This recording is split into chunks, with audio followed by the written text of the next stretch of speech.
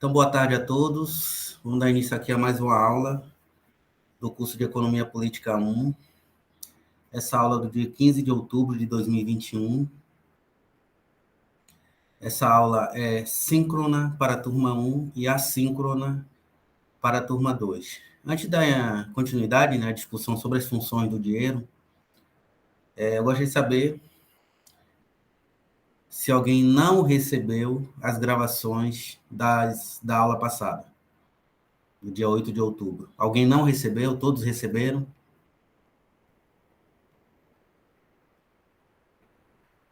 Bom, então acredito que todos receberam, né? Caso ninguém tenha recebido, não tenha recebido a gravação, basta mandar um e-mail, né? Para o meu e-mail institucional, né? O academico.ufs, que é aí que eu mando o link da gravação, tá bom? Mas eu enviei para as duas turmas. Bom, na aula de hoje, vamos dar continuidade na discussão sobre as funções do dinheiro. Então, na aula anterior, nós terminamos o capítulo 2 e entramos na discussão do capítulo 3, discutindo a primeira das funções, que é a função do dinheiro como medida geral dos valores, que, de certa forma, a gente já tinha discutido naquela discussão anterior sobre as equações do valor, formas do valor. Né?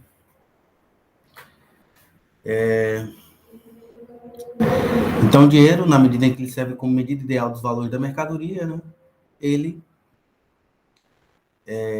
atua como medida geral dos valores. Né?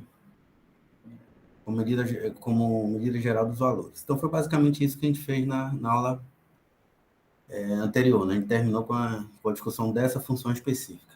Hoje, nós vamos discutir a segunda das funções do dinheiro, que é a função do dinheiro como meio de circulação. Né? Quando é que o dinheiro atua como meio de circulação? O dinheiro vai atuar como meio de circulação quando ele viabilizar o processo de circulação social das mercadorias. Tá? Então, vou ilustrar isso aqui através de um exemplo simples. Vou projetar aqui a minha imagem para vocês. Então, nós temos aqui, né, documento Word. E aí eu vou mostrar a fórmula, né, que descreve o papel do dinheiro como meio de circulação. É essa fórmula aqui que vocês já conhecem. MDM. Né? Eu vou botar aqui M1 e M2 só para ilustrar que essas mercadorias são mercadorias diferentes, né? Tratam-se de valores de uso diferentes. Então, quando vocês observam, se vocês observarem atentamente essa fórmula, vocês vão perceber que o dinheiro aqui atua apenas como um mero intermediário na troca da mercadoria M1 por M2. Tá? Ou seja, o dinheiro aqui está servindo apenas para viabilizar, né, a troca da mercadoria M1 por M2, ou seja, ele está viabilizando o processo de circulação social das mercadorias. Tá? Ao mesmo tempo, essa mercadoria M2 aqui, ao ser vendida, ela se transformaria novamente em D. Depois, com esse D, né, na mão do produtor da mercadoria M2, ele compraria M3. Esse produtor, após a venda da sua mercadoria M3, ele receberia um dinheiro. E com esse dinheiro em mãos, ele compraria a mercadoria M4. E assim sucessivamente. Tá? Então, observe que o dinheiro aqui, ó, né, nessa fórmula mais geral, mais global, ele está apenas viabilizando a troca de mercadorias, de uma mercadoria por outra mercadoria de tipo diferente. Então, por exemplo, de M1 para M2, de M2 para M3, de M3 para M4 e assim sucessivamente. Né? E aí vamos dar um exemplo concreto. Né? Vamos, por exemplo, pegar aquele exemplo lá do Marx, né, das 20 varas de linho. Então, após venda delas, ela se transforma em dinheiro, né, que é o D, e o produtor de varas de linho, após vendê-la, vai comprar casaco, né, um casaco. Esse vendedor de casaco, após a venda do casaco, vai ter, né, o dinheiro, o capital dele vai estar novamente sobre a forma D, ou seja, sobre a forma monetária. Com esse D, ele vai comprar, por exemplo, 10 libras de café. Esse produtor de café, após a venda do café, vai obter novamente dinheiro. E com esse dinheiro, ele vai comprar, por exemplo,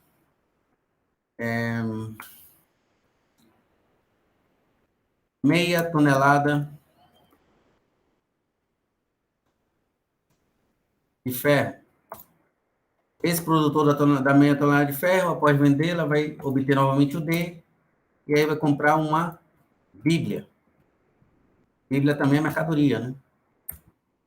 Esse vendedor da Bíblia, após vendê-la, vai transformar, né? Vai transformar a sua mercadoria dele em dinheiro, e com esse dinheiro, ele vai comprar cachaça. O produtor da cachaça, por sua vez, vai vender a cachaça, vai transformar em D, e por sua vez, né, vai comprar, por exemplo, feijão, e etc. Né? E assim o processo se prolonga, né? Se reproduz ao longo do tempo. Né? Onde você tem sucessivas compras, milhares de compras, né? Com as correspondentes milhares de vendas. Né? Então, para cada compra corresponde uma venda, para cada venda corresponde uma compra. Né? E daí conforma uma identidade. Então, vejam, é que o dinheiro aqui, ele está apenas atuando, né, como um elo, né, como um intermediário desse processo de circulação social das mercadorias. Tá? Então, ele está viabilizando a troca de 20 varas de linho por um casaco, do casaco pelas 10 libras de café, das 10 libras de café por meia tonelada de ferro, meia tonelada de ferro por Bíblia, da Bíblia pela cachaça, da cachaça pelo feijão e assim sucessivamente. Então, o que o dinheiro está proporcionando aí nesse caso é apenas o processo de circulação social das mercadorias, a troca de uma por outra. Tá? Então, quando é que o dinheiro atua como meio de circulação? Né? Dê um exemplo mais concreto, professor. Por exemplo, quando nós fazemos compras à vista. Quando nós, por exemplo, vamos comprar, sei lá, uma camisa no shopping, ou vai comprar um caderno, e pagamos à vista. Tá? Então, o dinheiro aí está viabilizando o quê? A troca da mercadoria de um tipo por outra mercadoria, ou seja, a mercadoria que você está comprando. Né? Então, você, enquanto agente econômico, você produz uma mercadoria, vende essa mercadoria no mercado, por exemplo, qual é os trabalhadores? Qual é a mercadoria que os trabalhadores vendem? É a força de trabalho. E aí recebe um salário, que é o dinheiro, sobre a forma monetária, que é o dinheiro. Com esse dinheiro, ele vai fazer uma série de compras ao longo do mês. Então, o dinheiro que ele gasta, né, na compra de alimentos, no pagamento de energia elétrica, no pagamento do aluguel, etc., está servindo apenas como meio de circulação. Servindo apenas como meio de circulação. Tá? Então, toda compra à vista, certo? Em toda compra à vista, o dinheiro sempre funciona como meio de circulação. Então, o dinheiro vai desempenhar essa função na medida em que ele viabiliza, né, a troca de uma mercadoria por outra, mercadoria completamente distinta. Inclusive, né, para ficar mais fácil o entendimento da parte de vocês poderiam imaginar esse processo da seguinte forma. Ó. Vocês visualizam aqui o fenômeno, é só tirar o dinheiro. Só tirar o dinheiro. Tire o dinheiro aqui, né? Tire o dinheiro daqui, daqui, daqui. O que é que você vai ter? A troca de uma mercadoria por outra. De 20 varas de linho por casaco, do casaco pela libra de café, da libra de café pela tonelada de ferro pela Bíblia, da Bíblia pela cachaça, da cachaça pelo feijão e assim sucessivamente. né? Então, o dinheiro atua apenas como um mero intermediário aí, desse processo de troca de uma mercadoria por outra. Então, por exemplo, quando a gente gasta, a gente compra o pão na padaria, né, à vista, né? Compra o pão na padaria, a gente compra, enfim, biscoito. Quando a gente, quando vocês estudantes, por exemplo, compram um livro ou pagam a Xerox lá na copiadora, né? Os textos que o professor deixa lá na universidade, o direito é funcionando como meio de circulação. Como meio de circulação apenas. Tá? Então, basicamente é essa a função do dinheiro como meio de circulação. Veja que não há nenhuma dificuldade, né, para entender essa função. Até porque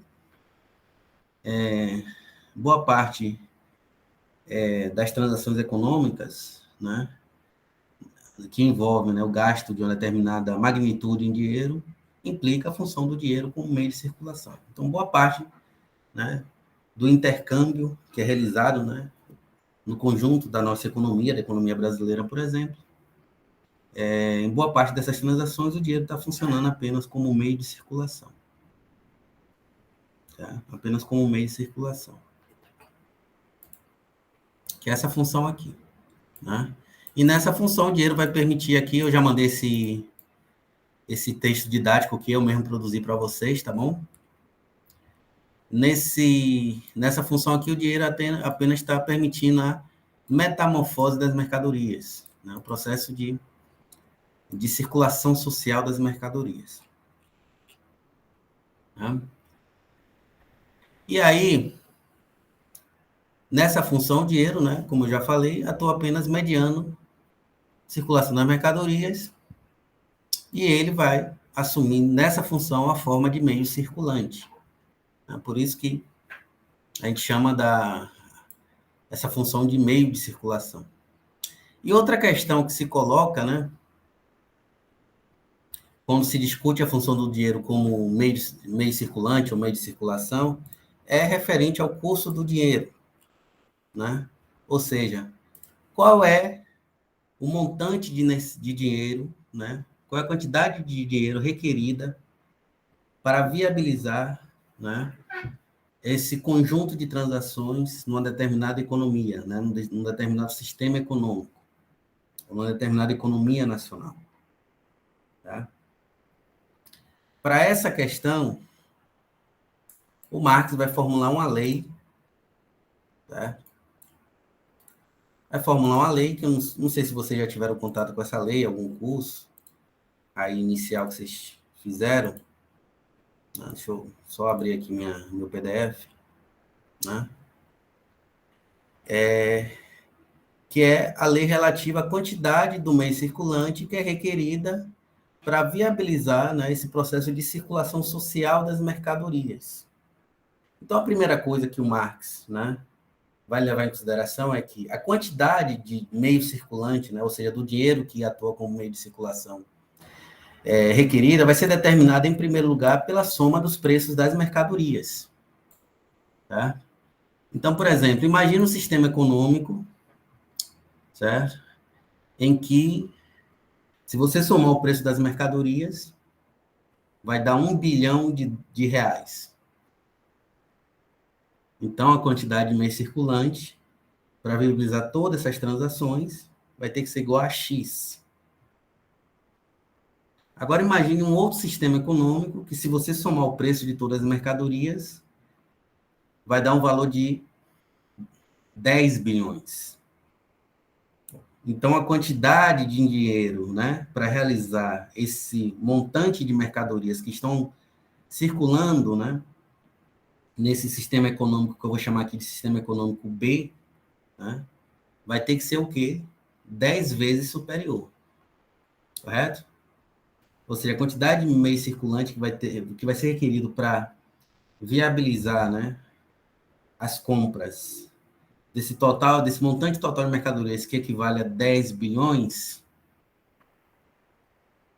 né, vai ter que ser 10 vezes superior em comparação com a quantidade de meio circulante que vai ser necessário para viabilizar o quê? O processo de circulação social desse montante de mercadorias, desse montante total de mercadorias que equivale a 1 bilhão. Certo? Mas aí é que surge a seguinte questão, né? Eu posso afirmar, certo? Eu posso afirmar que num sistema econômico em que o total, que o preço das mercadorias somado dá 1 bilhão, né, comparado a outro sistema econômico no qual o montante, né, do preço das mercadorias total é igual a 10 bilhões, que é o sistema econômico B, a quantidade de meios circulante para realizar esse valor, esse montante total aí do valor dessas mercadorias, vai ter que ser 10 vezes superior no sistema econômico B, correto? Por quê? Porque nesse segundo sistema econômico, nós temos, né, o somatório do preço de todas as mercadorias que estão circulando nesse sistema é igual a 10 bilhões. E no sistema econômico A, o preço de todas essas mercadorias, né, somados, é igual a 1 bilhão. Então, obviamente, né, que a quantidade de meios circulantes vai ter que ser 10 vezes superior no sistema econômico B. Vocês concordam comigo? Acredito que sim, né? Só que, aí é que entra a questão aqui, né? A soma dos preços das mercadorias vai depender da quantidade de mercadorias em circulação. Então, por exemplo, no sistema econômico A, a quantidade de mercadorias vai ser 10 vezes menor, né, em comparação com o sistema econômico B, no qual o preço das mercadorias somadas é igual a 10 bilhões. Isso é fácil da gente deduzir, não é isso? Obviamente que no sistema econômico que circula um montante total de mercadorias igual a 10 bilhões, a quantidade de mercadoria vai ser bem superior em comparação ao sistema econômico, em que o somatório do preço das mercadorias é igual a apenas 1 bilhão. A gente pode, né, entender isso facilmente, certo? Mas aí é que entra a seguinte questão, né? O somatório, ou a quantidade de meios circulantes, certo? Também vai ter que ser igual a 1 bilhão, né? Ou seja, o dinheiro que vai circular para realizar esse 1 bilhão em mercadorias vai ter que ser exatamente igual a 1 bilhão no sistema econômico A e no sistema econômico B. A quantidade de meios circulantes que vai ter que circular para realizar o montante total das mercadorias no valor igual a 10 bilhões também vai ter que ser igual a 10 bilhões de reais? Pergunta a vocês. Alguém pode me responder? Vou tentar responder essa questão, esse questionamento. Eu vou precisar de 1 bilhão em dinheiro para realizar esse 1 bilhão de mercadorias que estão circulando. No sistema econômico B, eu vou precisar de 10 bilhões em dinheiro para realizar os 10 bilhões de mercadorias que estão circulando nesse sistema econômico B? Alguém pode me responder esse questionamento?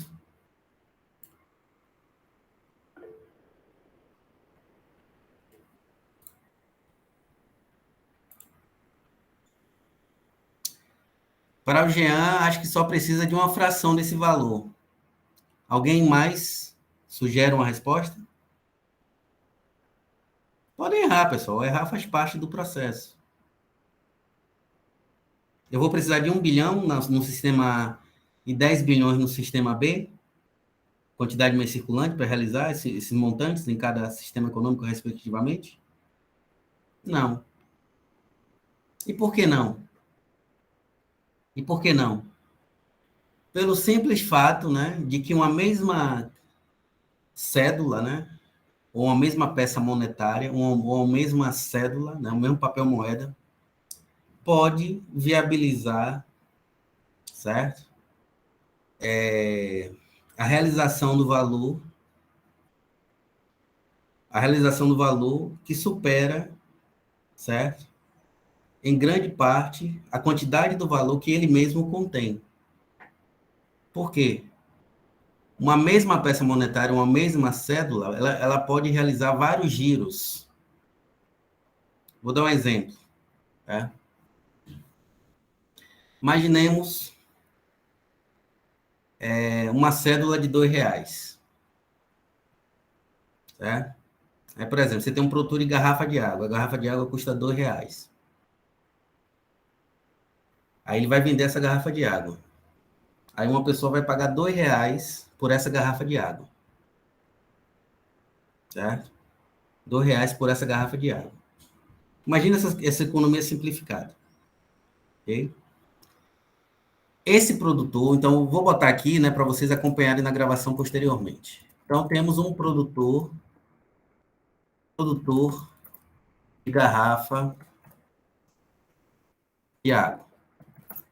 Então, ele vai vender a garrafa dele por R$ 2. Certo? Ele vendeu a garrafa por R$ 2. Aí ele quer comprar agora caneta. Uma caneta da Bic, por exemplo. Aí a caneta também custa R$ 2. Certo? Então, ele vai lá no armarinho, né, que a gente chama, né? E vai comprar uma caneta da Bic. Certo? Uma caneta da Bic. O produtor da caneta da Bic agora, certo? Vai comprar, por exemplo, maçã, né? Uma certa quantidade de maçã, algumas gramas, né? Que um quilo de maçã dá muito mais do que R$ 2, né? No valor de R$ 2. Então, digamos que ele comprou 300 gramas, 400 gramas de maçã, que dá umas 3 maçãs, por exemplo, né? Aí comprou lá a maçã, botou no saquinho, foi lá e pesou no mercado. Aí comprou, por exemplo, 400 gramas de maçã. Certo?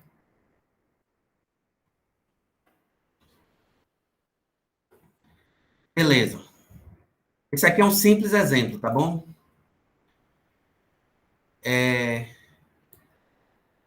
Somado aí o preço dessas três mercadorias, dá quanto, pessoal?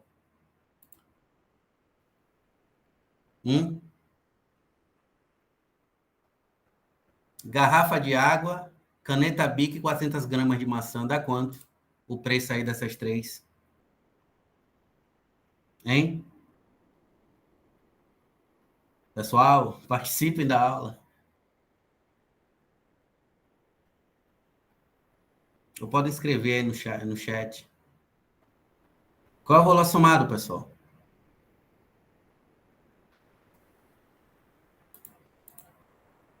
R$ 6, exatamente. R$ 6. Certo?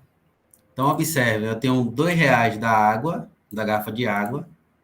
Né? Vou te botar só garrafa de água. Tenho mais R$ 2 da caneta de Bic e 400 gramas de maçã, que também dá R$ 2. Então, o valor dessas três mercadorias somadas dá R$ 6. Agora, para realizar a metamorfose dessas três mercadorias, né, foi necessário R$ 6 em meio circulante, em dinheiro? Não. Não é isso? Foi preciso apenas o quê?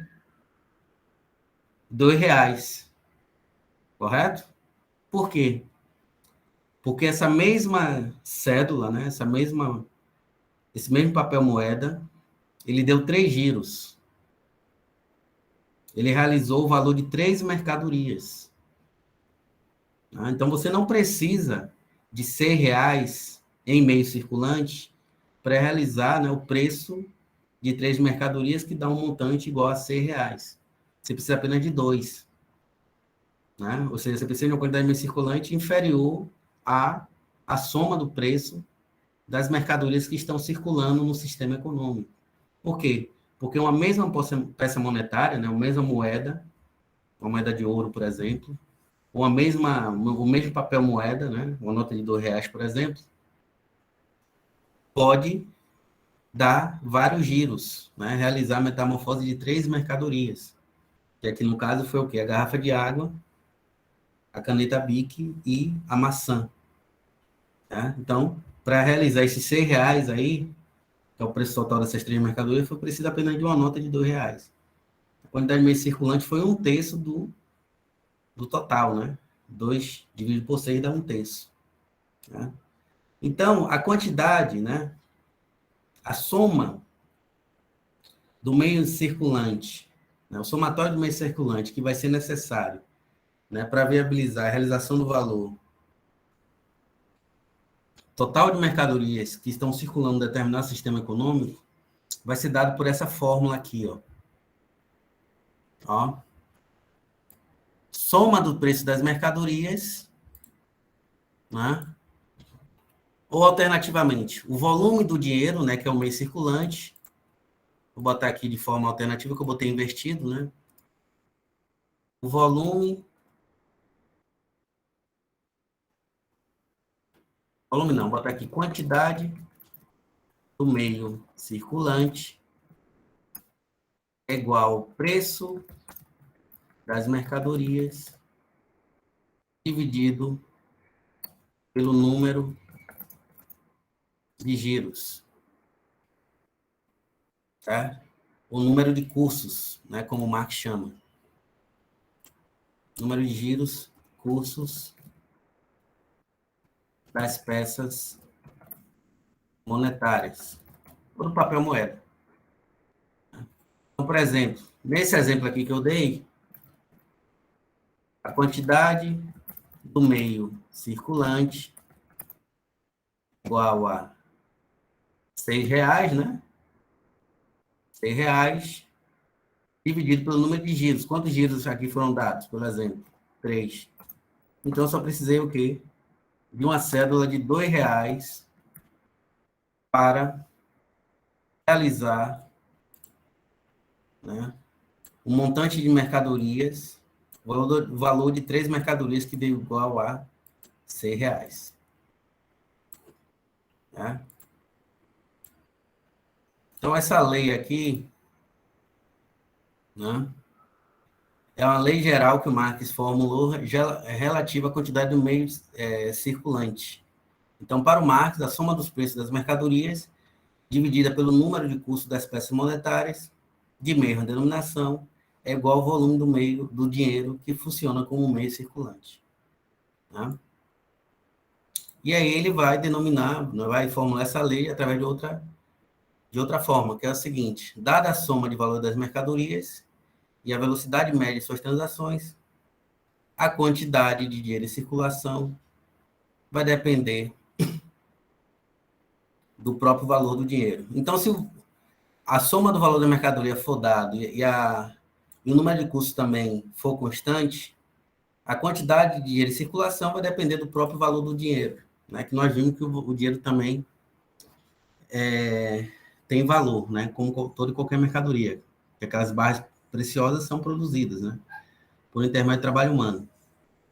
Então, por exemplo, né, nesse caso aí, se o preço total das mercadorias se mantiver constante e o número de custos também se mantiver constante ao longo do tempo, a quantidade de dinheiro circulante que vai precisar para, né, realizar essas mercadorias que estão em circulação, né, vai ser igual ao próprio valor do dinheiro, que tem como substância o trabalho abstrato. Então, por exemplo, se o tempo de trabalho, né, para produzir os metais preciosos diminuir pela metade, certo? Diminuir pela metade, significa o quê? Que o valor de cada unidade monetária vai ser metade do que era antes. Certo? Ou seja, esses R$ 2, né?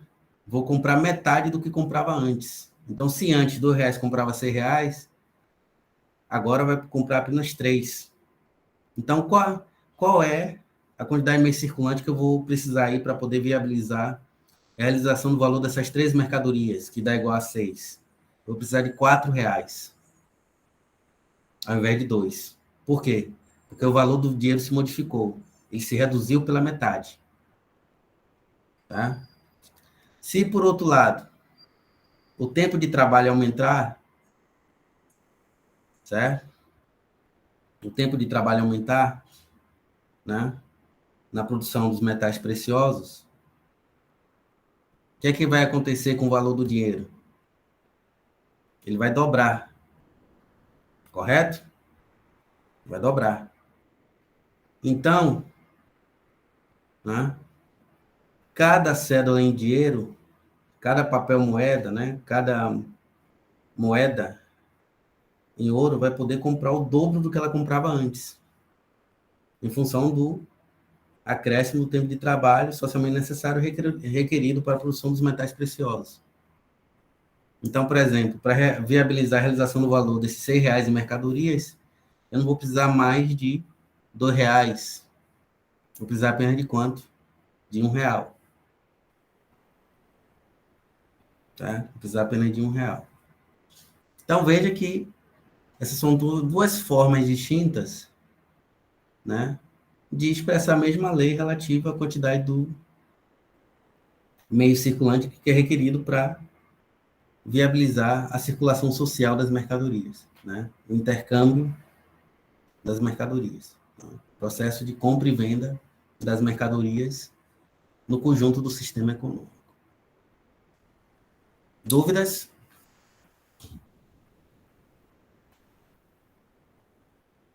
Questionamentos?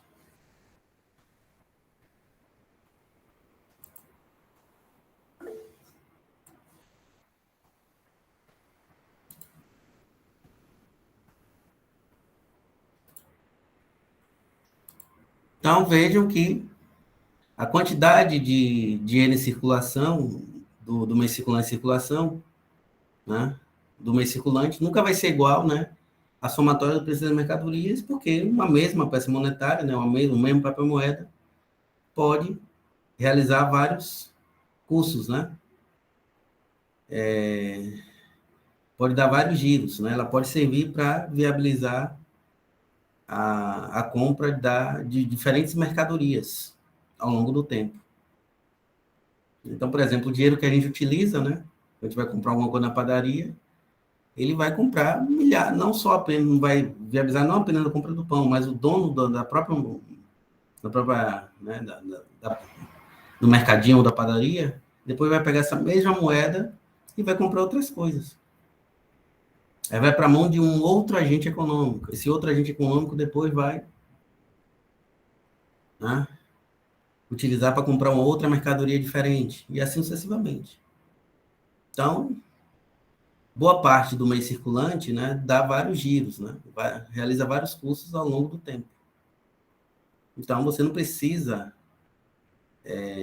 quando se determina a quantidade de meio circulante, não é necessário que ele seja exatamente igual ao somatório do preço de todas as mercadorias em circulação num determinado sistema econômico devido a essa circunstância, né? Inclusive, né, o mesmo papel moeda, uma mesma peça monetária, ou então a moeda que a gente utiliza, como ela dá vários custos, ela pode, enfim, você pode gastar aqui em Aracaju, aí esse dinheiro vai lá parar lá em São Paulo, e lá em São Paulo ele vai realizar vários custos também, né? Por exemplo, a gente recebe esse dinheiro aqui, né, pagamento de alguma coisa, a gente viaja para São Paulo, lá em São Paulo a gente vai comprar coisa em São Paulo, aí a pessoa que recebeu esse dinheiro em São Paulo vai viajar para Minas, aí vai comprar alguma coisa lá em Minas Gerais, e assim sucessivamente. Então, uma, o mesmo papel moeda pode, né, circular pelo país inteiro, né? Ou seja, ele vai realizar vários giros. Né?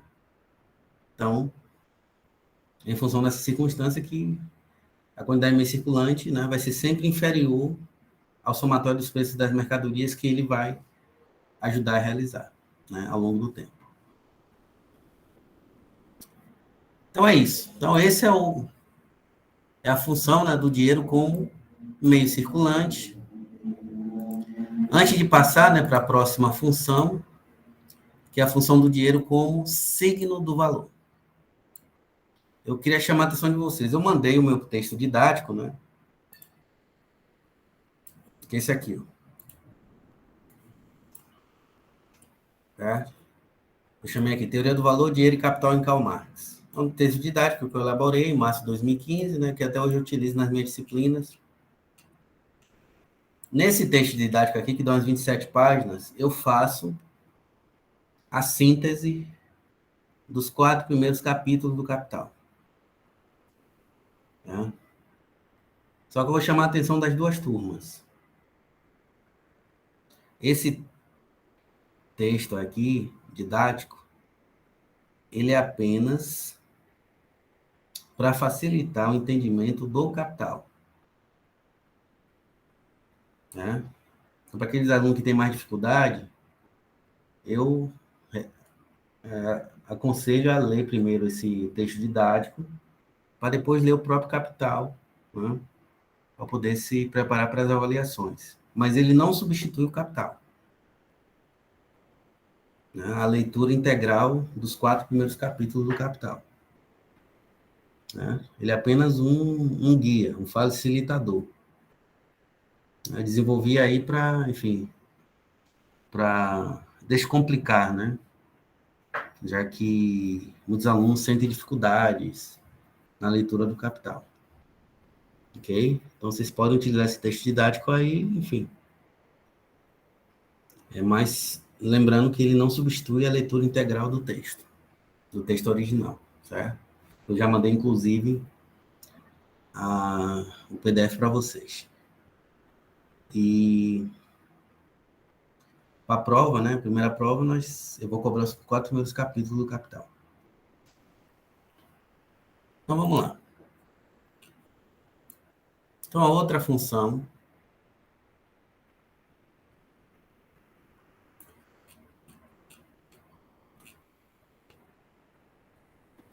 certo?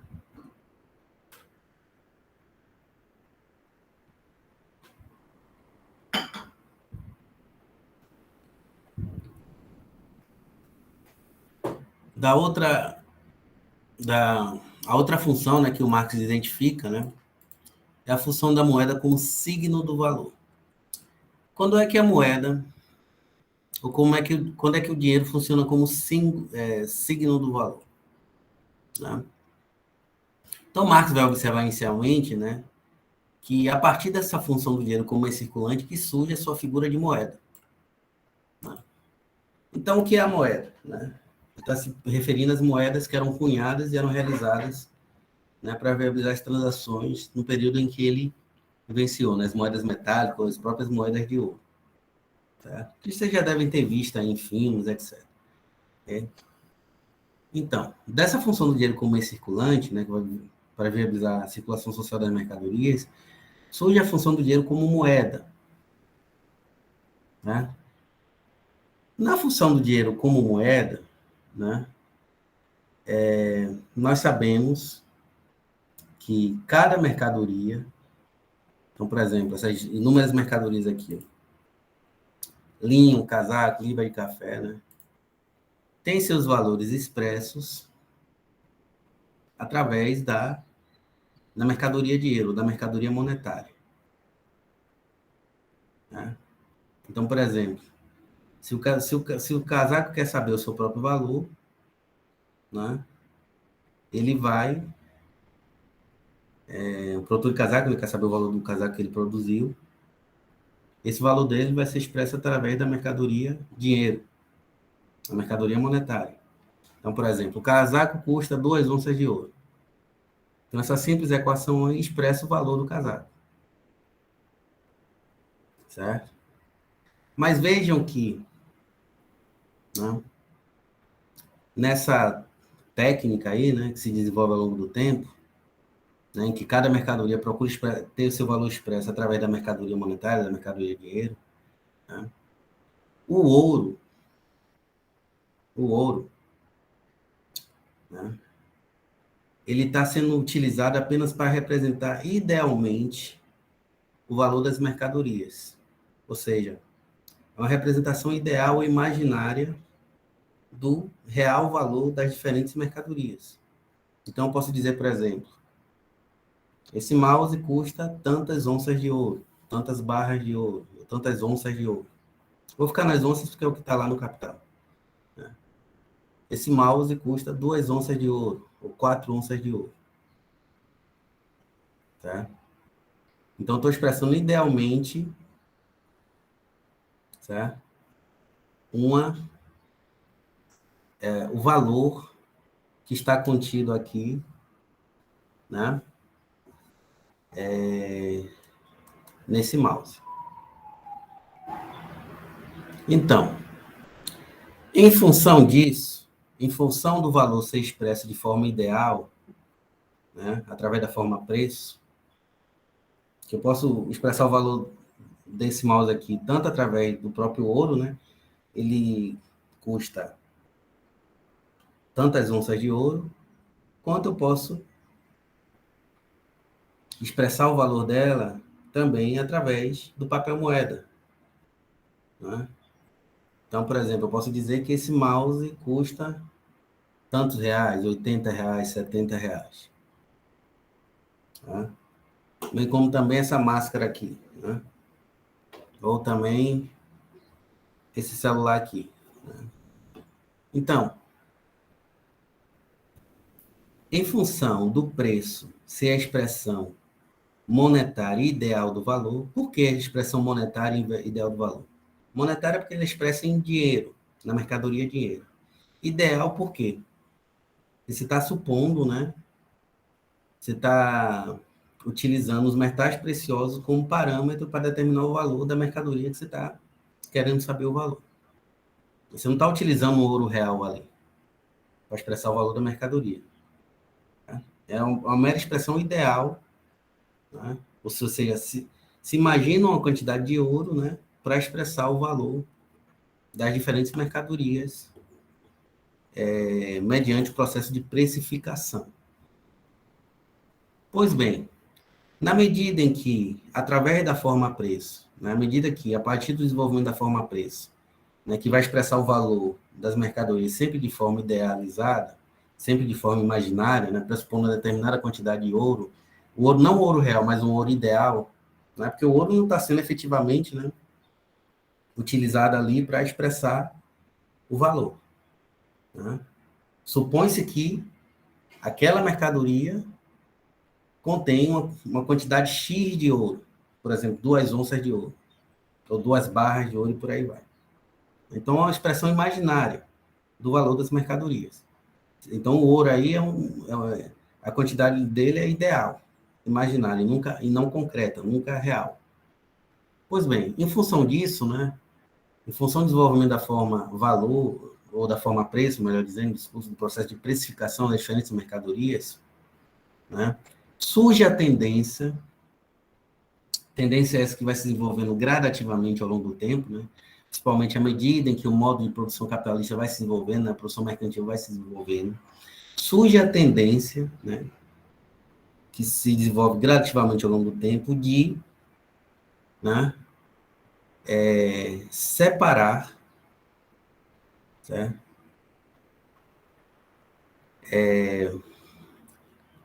O conteúdo real do dinheiro, certo? O conteúdo real do dinheiro, de sua expressão ideal. Que é esse processo, né, de imaginar uma determinada quantidade de ouro para refletir o valor, né, ou expressar o valor ou o preço das diferentes mercadorias. Então, com o desenvolvimento do processo de precificação das diferentes mercadorias, né, surge essa tendência de, né, separar, né, o dinheiro real de sua expressão imaginária, sua expressão ideal. Como é que isso é feito? Através, né, do surgimento dos padrões monetários, dos padrões de medida dos preços. Certo? Então, quando eu digo, por exemplo, né, que esse mouse custa, vou falar nos termos lá da unidade monetária que o Marx utiliza, viu, no Capital. Quando eu digo que esse mouse custa, por exemplo, 2 onças de ouro, né, esse processo, né, faz com que se separe o ouro real da sua expressão imaginária. Então, não preciso ter as barras de ouro ali para viabilizar essa transação. Né? Então, quando eu digo que ele custa 2 onças de ouro, eu estou supondo uma quantidade imaginária do ouro, real, do ouro existente. Tá?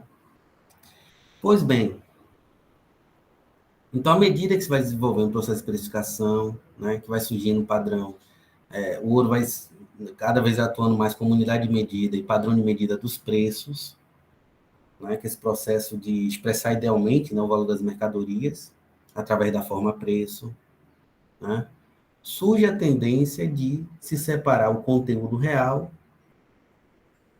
né, o ouro real, de sua expressão monetária, ou seja, de sua expressão em valor, através da forma preço. Tá? Através da forma preço.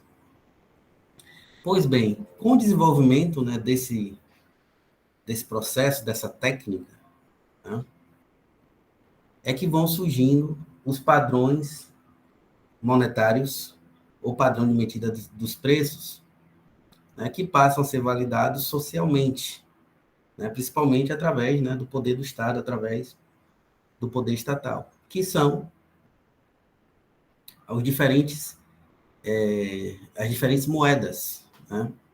Então, por exemplo,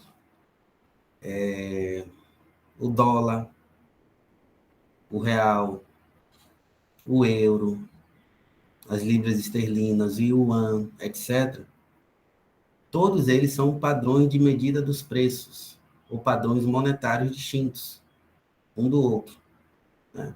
Então, nesse processo, né, quando vão surgindo as diferentes moedas, né, quando essas moedas vão começando a substituir gradativamente o ouro real existente, né, primeiro, a instituição responsável pela emissão desse papel moeda vai ser o Estado. Tá? Então, os agentes econômicos individuais não têm esse poder, né, de criar papel moeda e fazê-lo circular num determinado sistema econômico. Então, isso vai ficar a cabo do Estado. Né? Por isso que a gente diz que é uma moeda de curso forçado, porque é o Estado que, né, tem esse monopólio, né, de produzir o papel moeda. Né? E, vejam, esse papel moeda, né, essas cédulas que a gente utiliza, elas vão sendo utilizadas gradativamente nas transações, né, comerciais e vão substituindo o ouro existente. Tá? Sendo que a criação, né, e sua distribuição pelo sistema econômico de todo esse papel moeda, né, pressupõe o seu lastro no ouro existente, no ouro real existente. Então, todo esse papel moeda que é criado e que tem como lastro o ouro real existente, ou seja, os metais preciosos, né, todo esse papel moeda é que o Marx chama de signos do valor. Signo do valor, simplesmente símbolos do valor. Tá? Então, devido ao processo de precificação, essa técnica de separar o ouro existente de sua expressão imaginária, né, é que vai dando origem aos diferentes padrões de medida dos preços, padrões monetários, e que vai ficar, né, a sua produção, a sua distribuição para o sistema econômico a cargo dos estados, né? E essa circunstância que vai dar origem aos diferentes padrões monetários, né, que nós conhecemos, ouro, dólar, etc, etc. Então, Marx, lá no Capital, né, para vocês que vão ler o Capital, ele vai falar exatamente disso. Né? Vai se desenvolvendo, né, essa técnica de se separar o ouro real existente de sua expressão imaginária, né, sua expressão ideal. E é esse processo, né, de separação do conteúdo real do dinheiro de sua expressão imaginária que vai dar, né, origem ao papel moeda. Só que a produção desse papel moeda e a sua circulação, a sua distribuição e circulação, né, está ancorada, né, está lastreada pela quantidade de ouro existente. Tá? Pela quantidade de ouro existente. Ou seja, o ouro existente, né, é o lastro que está por trás da produção e, né, posterior distribuição de todo o papel moeda que circula num determinado sistema econômico.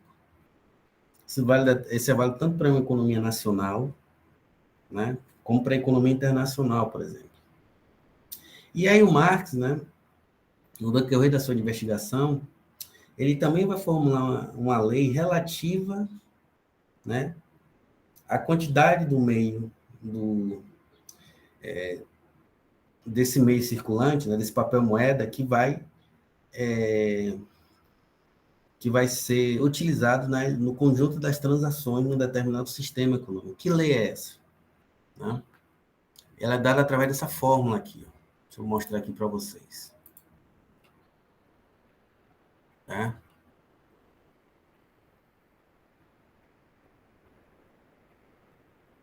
Ele vai dizer o seguinte: a lei do papel moeda é a seguinte: a emissão de papel moeda deve limitar-se à quantidade de ouro, do qual o papel moeda serve como substituto, que deve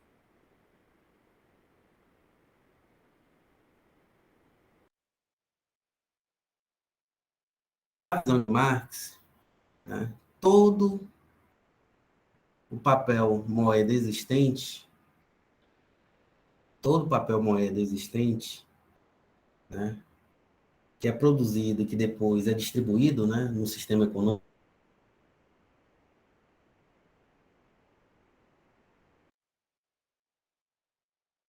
sua posterior distribuição deve se limitar à quantidade do ouro existente, sob pena de gerar uma série de perturbações no ciclo econômico, né, quando pensado, obviamente, numa perspectiva macroeconômica. Né? Então, por exemplo, né, alguém me perguntou isso, professor, mas hoje não tem mais essa obrigatoriedade, né, enfim, de se produzir o papel moeda, né, distribuí-lo, mas de acordo com a quantidade que está depositada nos bancos centrais, nos bancos comerciais, etc. Realmente, né? Realmente. Só que não é à toa que, devido a isso, né, a economia mundial, desde a década de 70, né, que o padrão dólar-dólar, né, o dólar flexível. O que é o padrão dólar flexível? Foi um sistema, é a configuração do sistema internacional, né? A estrutura sistema internacional, a partir da década de 70 do século XX, é denominada por muitos autores de padrão dólar flexível. Né? O que significa, na prática, na essência, essa estruturação? Né? Os Estados Unidos ele pode imprimir dólar à vontade, certo? Sem a necessidade de comprovar, né, o lastro, de ter um lastro, né, para a produção e circulação posterior desse dólar na economia mundial. Então, os Estados Unidos não tem limites para imprimir dólar. Né? Então, ele não precisa comprovar, né, sancionar, né, todo esse papel moeda que está em circulação na economia mundial através da quantidade de ouro existente nos bancos norte-americanos, no sistema monetário e financeiro norte-americano. Né? Mas não é à toa que, desde a década de 70, a economia capitalista, né, como um todo, ela está em crise. Né? E um dos fatores de perturbação do ciclo econômico é exatamente o fato de que, né, o papel moeda hoje que é criado, que é distribuído, que circula, né, na economia mundial, boa parte dele não está lastreado na quantidade de ouro existente. Então, isso gera uma série de perturbações, né, do ponto de vista macroeconômico, etc., né, em vários países, inclusive na economia norte-americana. Né. Gera crises monetárias e por aí vai. Mas eu não vou me alongar nessa discussão, que vai, digamos assim, extrapolar um pouco do objetivo aqui. Tá? O que eu quero chamar a atenção de vocês é que, né, para Marx, né, a lei que ele desenvolveu relativa à emissão de papel moeda é a seguinte: a quantidade de papel moeda, né, a quantidade que vai ser criada e que vai ser posteriormente distribuída e que vai circular no sistema econômico, ela tem que estar limitada à quantidade de ouro existente, sob pena de gerar uma série de desequilíbrios, do ponto de vista macroeconômico, né, gerar crises, inclusive crises monetárias. O que é uma crise monetária? Né? Crise monetária é quando o próprio dinheiro não é mais utilizado, não é mais aceito nas transações. Tá? Então, por exemplo, o real. Né? Imagine se a nossa economia, né, se a crise se aprofunda e se transforma também numa crise monetária. Aí as pessoas não passam nem mais a aceitar real como pagamento das mercados de circulação, nem como pagamento do salário. Os trabalhadores não aceitam mais o real. Isso é uma crise monetária. Né? Significa que a crise atingiu uma profundidade tal que nem mais o próprio dinheiro, né, que é a mercadoria, que serve como equivalente geral, é aceita no conjunto das transações econômicas. Essa economia vai entrar num colapso total. Né? Entrar num colapso total. E aí, né, vai atingir os diferentes setores da atividade econômica, né, mas como também vai atingir a produção, o comércio e também os mercados financeiros. Isso que é uma crise monetária. Tá? Crise monetária é uma crise de tal proporção que nem a própria moeda é aceita. Ou seja, ela deixa de desempenhar o papel de equivalente geral. Tá? Ou seja, daquela mercadoria que é aceita universalmente, como eu já expliquei para vocês. Então, esse papel moeda, né, é o que Marx chama de signo do valor. Né? Por que signo do valor? Porque ele está substituindo o ouro real existente no conjunto das transações. E nós sabemos que o ouro real existente, que é a mercadoria de dinheiro por excelência. Né? São os metais preciosos, principalmente o ouro, que é o dinheiro por excelência. Eu expliquei para vocês, mostrei lá, né, naquelas imagens lá do YouTube, né, do Google, né, as barras de metais preciosos, correto? Pois bem,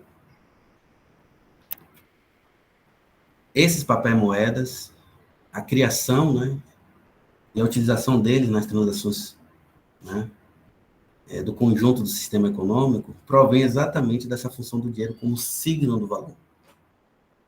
Então, o dinheiro atua como signo do valor na medida em que ele substitui o dinheiro real existente, ou seja, os metais preciosos. Aquelas barras de ouro que eu mostrei para vocês.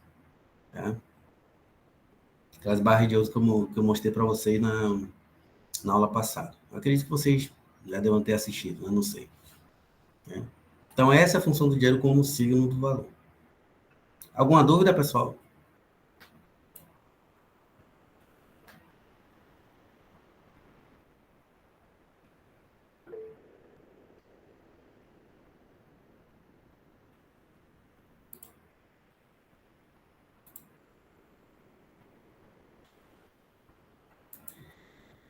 E aí, o interessante, né, só para chamar a atenção de vocês, é que esses papéis, moedas, né, como eles têm que estar lastreados na quantidade de ouro existente, eles precisam de validação social. É por isso que a produção e distribuição desse papel moeda tem que ser feita pelo Estado, pelo poder do Estado, pelo poder estatal. Tá? Então, é como se o Estado fosse um órgão regulador central no capitalismo. Ele é como se fosse um órgão de planejamento. Ele é um órgão planejador, né, do ponto de vista do sistema econômico em sua totalidade. É por isso que cabe ao Estado, né, a produção do papel moeda. Né? Por isso que os particulares não podem produzir papel moeda. E se vocês tentarem produzir papel moeda, né, para, enfim, comprarem coisas no mercado, esse papel moeda é falso. Vocês não vão poder utilizá-lo nas transações, inclusive vão poder, né, poder ser até presos, né, porque isso é dinheiro falso. Então, o papel moeda ele tem que ser, né, a sua produção e distribuição tem que ser monopólio por parte do Estado. Né?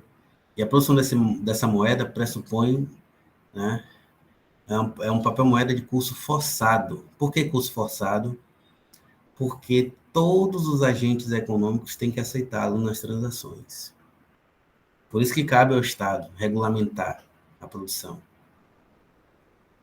né? Então, ninguém, né?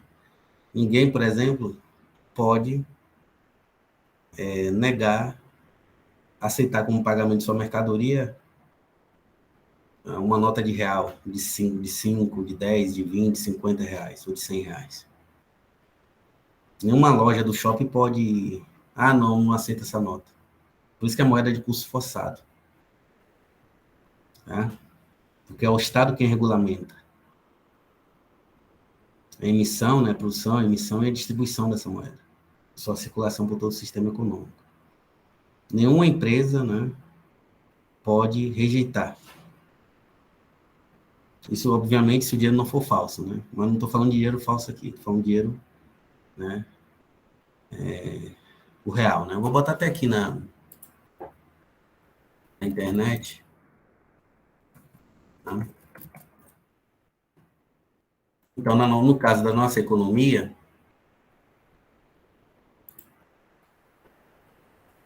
certo? No caso da nossa economia, são essas notas aqui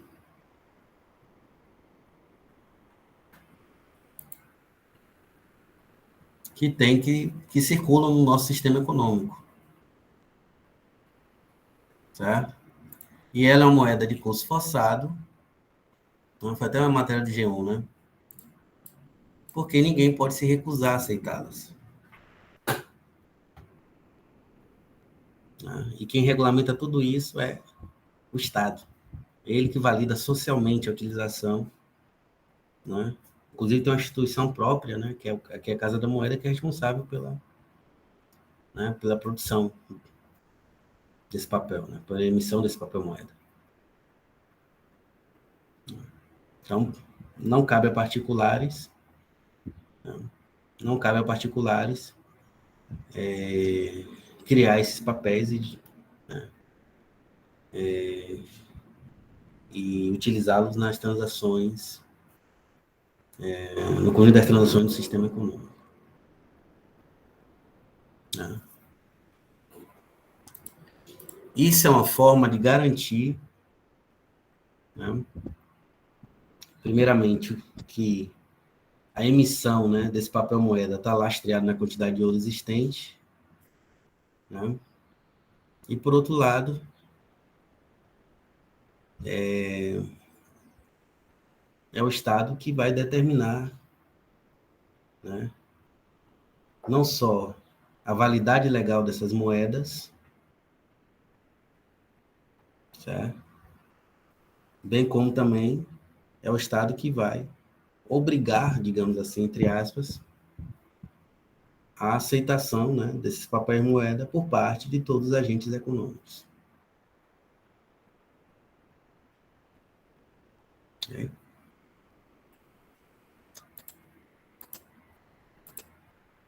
Então, essa é a função do dinheiro como símbolo do valor, o signo do valor. Tá?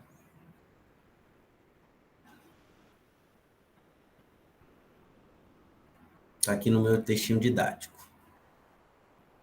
E agora vamos para as 3 últimas funções do dinheiro, que é a função de entesouramento, a função de meio de pagamento e a função de dinheiro mundial.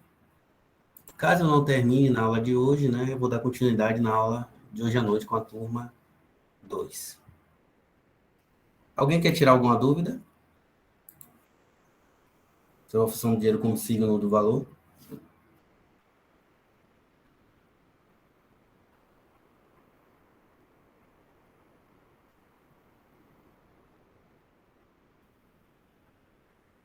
Não, né? Então vamos lá. Então o dinheiro também, ele tem mais 3 funções que ele desempenha, né? Dessas 3 eu só vou falar dessa, né, para a gente encerrar a aula de hoje. Quais são essas 3 funções? Né? A primeira que eu vou chamar aqui a atenção é a função do dinheiro como tesouro, ou melhor dizendo, como entesouramento. Quando é que o dinheiro funciona como entesouramento? Bom, o dinheiro funciona como um tesouro, né? O fato do dinheiro funcionar como um tesouro é uma decorrência do próprio desenvolvimento da produção mercantil, né? Então, na medida em que se consolida, né, que se desenvolve a produção mercantil, tá? Na medida que se desenvolve a produção mercantil, o dinheiro consolida, né, o seu papel de equivalente geral da economia, na medida em que ele vai sendo aceito universalmente. Então, à medida que as trocas se desenvolvem, né, no seio de uma determinada sociedade, né, o dinheiro vai exercendo gradativamente, né, e vai consolidando o seu papel, né, o seu monopólio social, que é o de servir de equivalente geral. Então, ele passa a ser aceito universalmente, né, ou seja, ele passa a ser aceito pela totalidade dos agentes econômicos, né, nas milhares de transações que são realizadas no sistema econômico. Só que, à medida que a economia de mercado se desenvolve, à medida que a economia de mercado se desenvolve, né,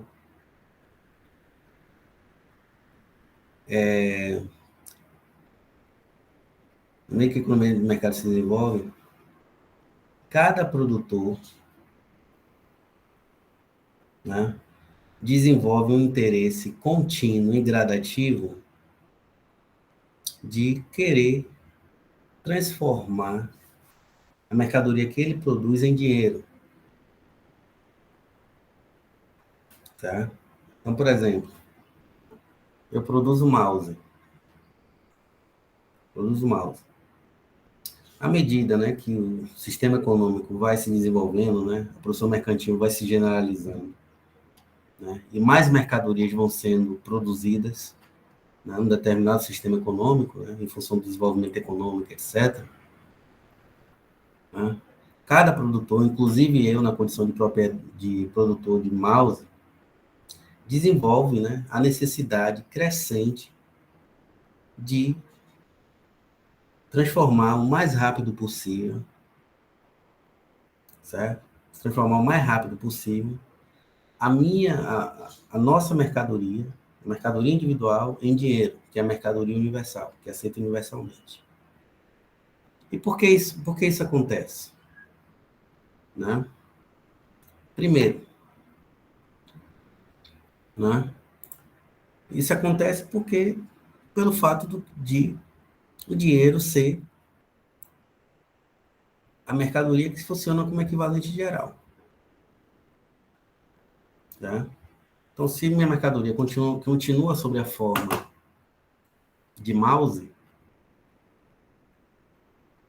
né, isso não me garante que eu vou conseguir trocar o meu mouse por uma mercadoria que eu preciso para satisfazer uma necessidade individual minha, pessoal minha. Tá? Por outro lado, à medida que a economia mercantil se desenvolve, as necessidades de cada agente econômico individual também vão se ampliando à medida do tempo. Então, isso também leva à necessidade imperiosa, né, por parte de cada agente econômico individual, de querer, né, de querer transformar o mais rápido possível a sua própria mercadoria na mercadoria dinheiro, né, dada, né, as suas necessidades crescentes. Né, elas são as necessidades crescentes.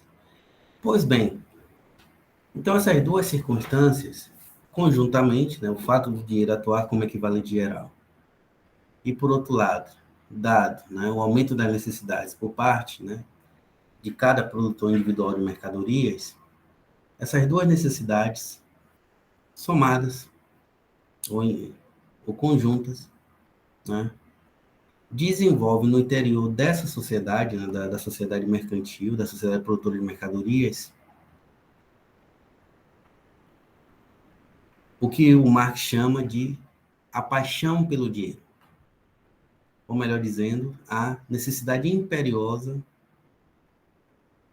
né, de converter as suas mercadorias individuais, mercadoria que cada produtor produz individualmente, em dinheiro, né, já que, à medida que o tempo passa, né, o conjunto de mercadorias que vão fazer parte da cesta de consumo individual de cada produtor tende a se ampliar ao longo do tempo, né? Então, cada produtor de mercadoria individual vai ter que, ao longo do tempo, né, ao longo de um mês, por exemplo, realizar uma série de compras ao longo do mês. E para isso ele precisa ter dinheiro à disposição, né? Então, essa circunstância faz com que se desenvolva uma necessidade imperiosa pelo dinheiro, tá? Só que aí gera-se uma contradição, né? Qual é essa contradição? Qual é essa contradição? O dinheiro, o dinheiro, ele é, por um lado, quantitativamente limitado, ou seja, do ponto de vista quantitativo, ele é limitado. E do ponto de vista qualitativo, ele é ilimitado. Não entendi, professor. Quando eu falo do ponto de vista qualitativo, eu estou me referindo à função do dinheiro como, né, meio geral de compra. A sua função como equivalente geral da economia. Então, com o dinheiro, eu posso comprar qualquer coisa, né? Posso comprar qualquer coisa, que ele é equivalente geral. Todos vão aceitar dinheiro como pagamento de suas mercadorias. Mas, por outro lado, o dinheiro é limitado. A magnitude do dinheiro que cada produtor de mercadorias tem em mãos é limitada. Então, essa circunstância, né, faz com que cada agente econômico individual desenvolva o hábito crescente, né, de transformar o dinheiro que ele obtém, né, pela venda de suas mercadorias em tesouro. Ou seja, ao invés de, por exemplo, eu compro um mouse, né, ou produzo um mouse e consigo vendê-lo. Ao invés de, com esse dinheiro, eu comprar imediatamente uma nova mercadoria, eu simplesmente guardo esse dinheiro, né? Ou seja, entesouro esse dinheiro. Para quê? Para poder, né, acumular dinheiro ao longo do tempo, para fazer face a diferentes necessidades que eu tenho, né? Comprar diferentes mercadorias, né? Que eu vou precisar, né, para satisfazer minhas necessidades individuais ao longo do tempo. E como as minhas necessidades são crescentes ao longo do tempo, eu preciso acumular, né? Entesourar mais dinheiro, ou seja, guardar e guardar mais dinheiro. Até que ele, né, obtenha, certo? Até que ele atinja, melhor dizendo, uma magnitude adequada para eu poder, né, comprar as mercadorias que eu preciso para satisfazer minhas necessidades individuais.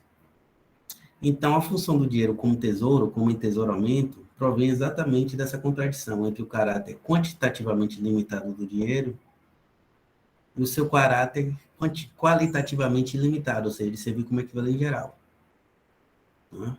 Então, na medida que os produtores retiram o dinheiro da circulação, né, na medida em que eles vendem sua mercadoria, ou seja, ao invés de eu pegar o dinheiro e comprar uma mercadoria que eu preciso, eu guardo ele, tá? Esse guardar o dinheiro,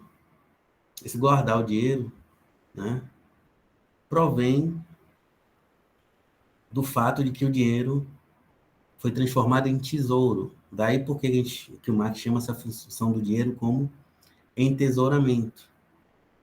Então, por exemplo, acredita aqui que vocês já guardaram dinheiro num porquinho, já? Quem já guardou dinheiro num porquinho aqui alguma vez na vida? Já. Ou já botou no colchão? Então, quando vocês fazem isso, vocês estão retirando dinheiro da circulação. Vocês estão tirando dinheiro da circulação e estão transformando o dinheiro em tesouro. Ou seja, vocês estão entesourando o dinheiro. Tá? Esse ato econômico é que o Marx entende como uma das funções do dinheiro, que é o entesouramento. Então, o entesouramento nada mais é do que a retirada do dinheiro em circulação, né, para viabilizar, né, que o dinheiro atinja uma determinada magnitude para comprar o que você deseja. Então, por exemplo, isso é muito comum para as pessoas, por exemplo, que querem comprar uma casa, um automóvel. O que é que elas fazem? Elas transformam o dinheiro em tesouro, né? Elas vão lá e te retira dinheiro da circulação. Ao invés de comprar, né, com o dinheiro que elas receberam, elas botam no cofre para comprar um eletrodoméstico, um carro, uma casa, né? Faz uma poupança individual. Né? Esse ato de guardar dinheiro, né, é o que dá origem à função do dinheiro como entesouramento, ou simplesmente como um tesouro. Né? Então, todos aqui, eu acredito que já alguém não fez aqui, não nunca guardou dinheiro no porquinho, alguém nunca deu. Todo mundo já fez isso, né? Exatamente por causa disso. Que é dessa contradição do caráter qualitativamente limitado e o caráter quantitativamente limitado do dinheiro. Então, vocês guardam dinheiro no porquinho para que ele atinja um determinado montante para comprar aquilo que vocês desejam. Né? Já que, ao longo do mês, vocês têm que despender o dinheiro para comprar várias mercadorias. Uma série de mercadorias, né? Já que nossas necessidades são crescentes. Então, a parte do nosso dinheiro tem que ser entesourada, tem que ser guardada. Né? Por isso que a gente guarda dinheiro no colchão, né? Por isso que a gente guarda dinheiro na poupança, porque a gente guarda dinheiro no porquinho. Né? Por isso que a gente bota dinheiro para nossa mãe segurar, já que a gente não consegue, né, fazer uma poupança com ele. Né? Então, essa é uma função também do dinheiro, que também é válida, inclusive, né, no capitalismo de hoje, século XXI, porque as pessoas continuam tesourando dinheiro, continuam guardando dinheiro, né, para fazer face ao número crescente de compras, né, que elas realizam ao longo do tempo. Como as pessoas não têm dinheiro suficiente para comprar tudo que elas precisam, elas têm que entesourar. Né? Tem que transformá-la em tesouro. Então, a ação do dinheiro nada mais é do que retirar o dinheiro da circulação. Então, esse dinheiro não vai ser realizado para realizar a metamorfose, né? A circulação social das mercadorias. Ele vai ser guardado para até atingir um determinado montante para viabilizar futuras compras, né? Por parte de quem guardou o dinheiro, por parte de quem o entesourou. Né? Alguma dúvida? Vocês conhecem alguma história na ficção que é, digamos assim, uma ilustração dessa função do dinheiro como tesouro, como entesouramento? Vocês conhecem? Quero saber se vocês conhecem.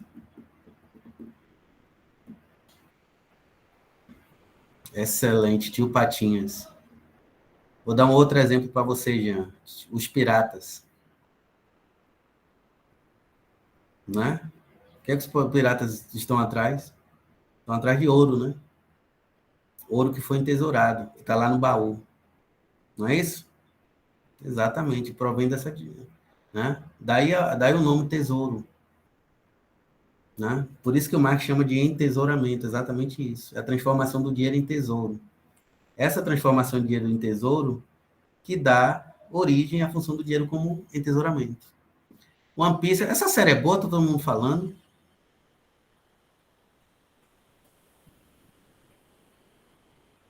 Ah, é um anime, né? Você quer a série com personagens reais. Depois eu vou procurar informações. Tá? Então, todas essas histórias que vocês já assistiram, de piratas, né? As histórias do Tio Patinhas, que é um bom exemplo, né? É ilustrativa dessa função do dinheiro como tesouro, né? Como algo que é entesourado, né? Isso expressa exatamente a paixão que se desenvolve, né? Nas economias mercantis pelo dinheiro. Né? Daí, o caráter fetichista do dinheiro, né? Daí a necessidade imperiosa que nós temos de ter dinheiro. Né? Então, a primeira expressão, né, dessa necessidade imperiosa do dinheiro é o ato de guardar o dinheiro, né, de entesourá-lo. Dando origem a uma série de histórias aí na ficção. Né?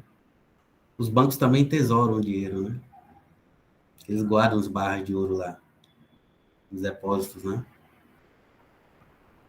Os depósitos do banco estão abarrotados, né, de barras de ouro. Ou seja, o dinheiro está entesourado, foi transformado em tesouro. Né? Quem tem porquinho hoje em dia? Quem está com um porquinho aí? Alguém tem atualmente? Ou recentemente quebrou o porquinho para saber quanto tinha para comprar alguma coisa?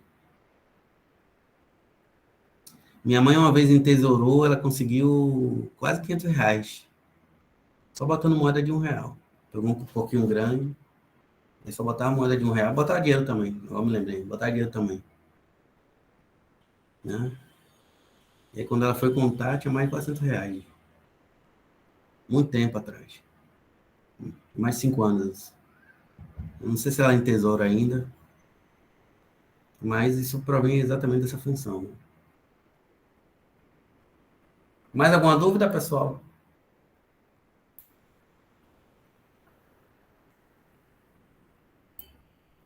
Por favor, respondam, sejam mais ativos aí na aula.